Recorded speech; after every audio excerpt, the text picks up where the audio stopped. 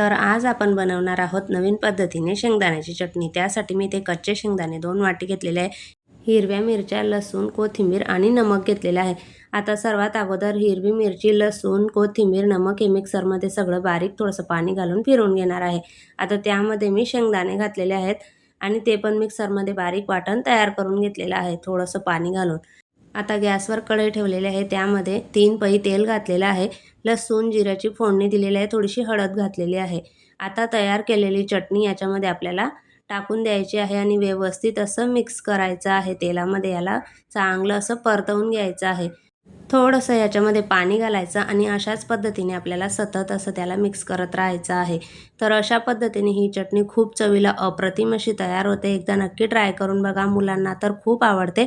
पराठ्यासोबत, भाकरीसोबत, चपातीसोबतही खाऊ शकतात। नुसती खाल्ली तरी खूप छान लागते। असेच नवनवीन व्हिडिओ बघण्यासाठी आपल्या चॅनलला सबस्क्राईब